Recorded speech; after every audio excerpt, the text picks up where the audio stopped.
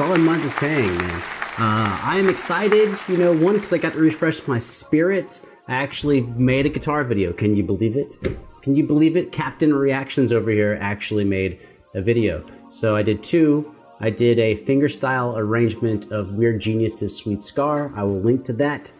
And then I also did a tutorial of how I played it, in case you care or want to, you know, play guitar, because that's what we're doing here, man. Guitar's awesome. If you didn't know, that's what's up. Anyways, Christina Perri, 1,000 Years fingerstyle cover by Fay Ehsan. I went and listened to her song for just a second. It does strike me as a song that really could be played beautifully on the guitar.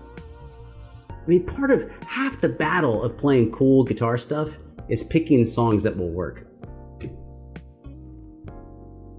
Anyways, let's see what Fay does. I have to say, Fay has found like a place with me. In the very beginning, I wasn't sure. Like, I knew he was talented, but his combination of just straight up playing fingerstyle versus all the tapping and beating, I like that. I really like that. Sorry. I'm having too much fun. Let's go.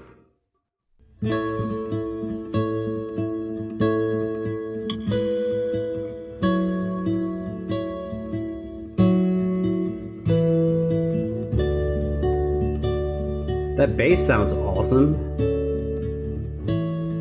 How the hell does his low E sound like that?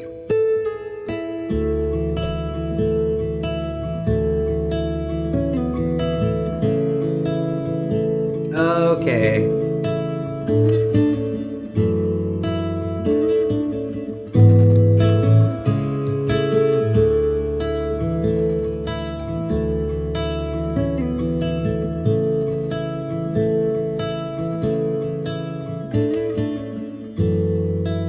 I'm turning it down a little bit on your end.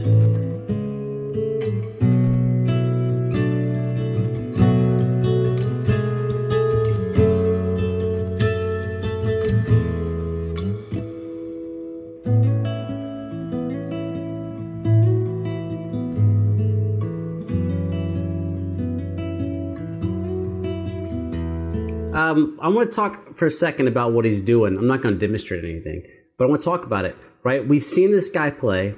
We know that he can fly, right? We know he can take off and just go crazy. So since we know that about him, we know that he's respecting the music. He's respecting the sonic landscape and the feeling, the emotion of the song, and he's letting it have space. Right, he could throw fast shit all up in there. He's choosing not to. Restraint. Restraint, man, it's so important.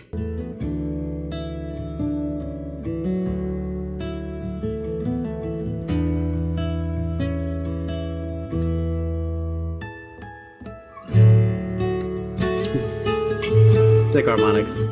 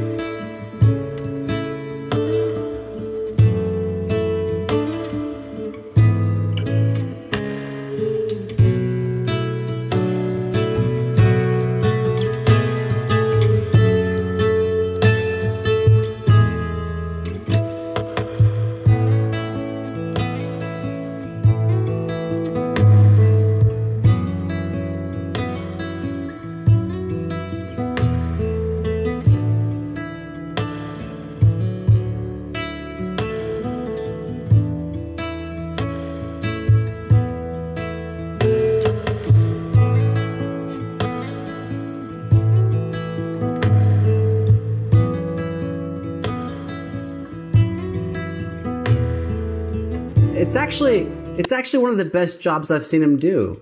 Not as far as you guys get crazy. So I'm trying to figure out how to say what I'm trying to say. his combination of respecting the melody and the original song and taking time, letting the music breathe, and also letting it convey an emotion, that shit is hard, man. That shit is hard to do. And he is like, I don't make you cry, but I'm like, this could be a song at a funeral. And it would not feel out of place. It would feel like a deeply heartfelt, emotional song. That shit is not easy to do, man. That is not easy.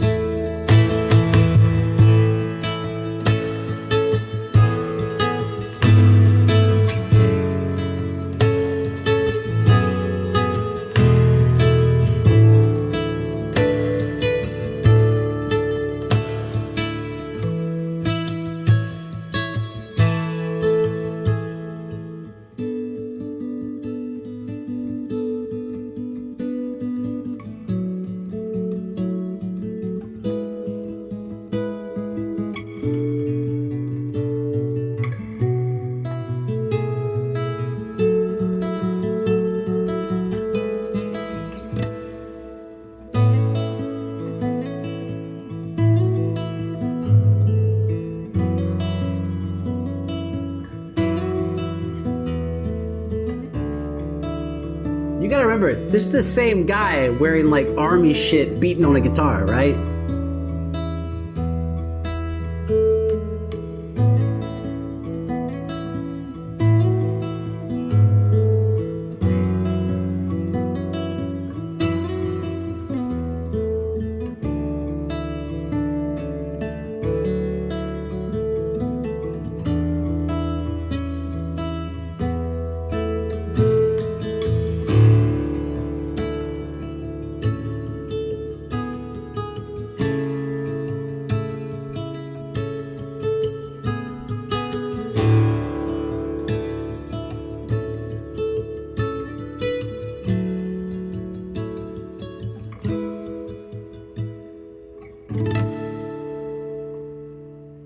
Bravo. I think... I know y'all can like look up whatever I've already said or whatever, so I'm always like self-conscious because y'all gonna try to like check me or whatever, but I think that's the most emotionally vulnerable I've heard us playing. I've heard some really good slow stuff from him.